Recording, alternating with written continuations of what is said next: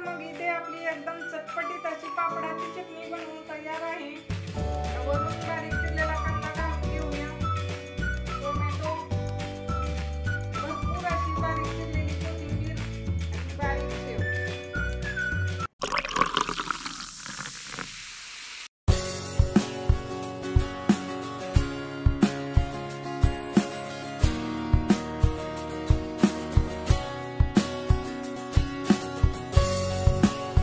नमस्कार मंडळी, कसे आहात सगळे? मस्त मजेतच असाल। मी रुपाली चटपटीत स्वादिष्ट रेसिपीज मध्ये आपले अगदी मनापासून स्वागत करते। तर आज मी तुम्हाला ना पापडाची चटणी तयार करून दाखवणार आहे।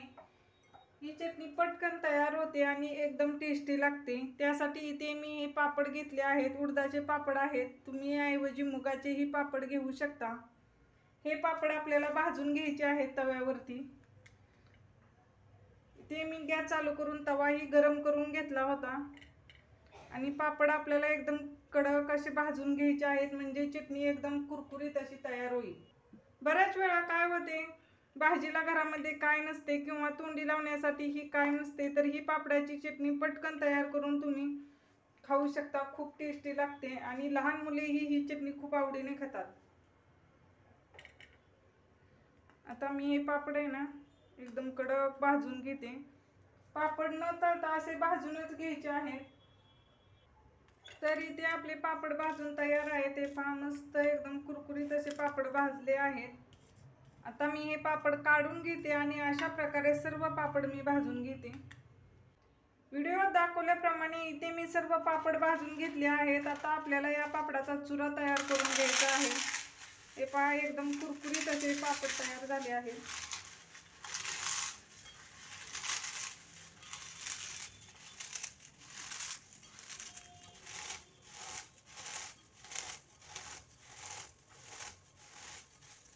हे पहा, इथे मी पापडाचे सर्व चुरा करून घेतला आहे। हा चुरा बाजूला ठेवून घेऊया आणि चटणीसाठी लागणारे साहित्य आहे ते पाहूया। तर इथे मी बारीक चिरलेला कांदा घेतला आहे, एक टोमॅटो ही बारीक कट करून घेतले आहे। याच्या बिया मी काढून घेतल्या आहेत, म्हणजे आपल्या पापडाची चटणी ना मऊ पडणार नाही। चवीपुरते मीठ, एक चमचा धनेपूड घेतली आहे, एक छोटा चमचा इथे मी कांदा लसूण मसाला घेतला आहे। तुम्ही याऐवजी काळे तिखट ही घेऊ शकता। बारीक शेव घेतली आहे आणि त्याचबरोबर आपल्याला इथे लिंबाचा रसही लागणार आहे। तुम्ही यामध्ये आणखीन शेंगदाणेही तळून घालू शकता। आता आपण चटणी बनवायला घेऊया। सर्वात प्रथम यामध्ये मी बारीक चिरलेला कांदा घालून घेते, टोमॅटो, चवीपुरते मीठ घालून घेऊया। मीठ जास्त घालायचे नाही, कारण पापडामध्येही मीठ असते। एक चमचा धनेपूड, याने चटणीला खूप छान चव येते।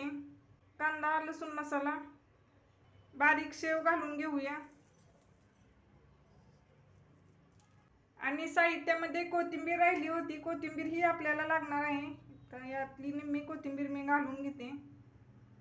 वरून थोडासा लिंबाचा रस पिळून घेऊया आणि हे सर्व जिन्नस छान मिक्स करून घेऊया। वरून थोडेसे तेलही घालून घेऊया, एक छोटा चमचा तेल घालायचे आहे, म्हणजे मसाल्याची कोटिंग छान पापडाला येईल। आणि हे सर्व जिन्नस आणखीन छान मिक्स करून घेऊया। चला तर मग इथे आपली एकदम चटपटीत अशी पापडाची चटणी बनवून तयार आहे। तुम्ही ही चटणी नक्की ट्राय करा आणि कशी झाली ते कमेंट मध्ये सांगायला विसरू नका। सो रेसिपी आवडल्यास चटपटीत स्वादिष्ट रेसिपीज या यूट्यूब चॅनलला सबस्क्राईब करा। पुन्हा भेटूया अशाच नवीन रेसिपीमध्ये। धन्यवाद।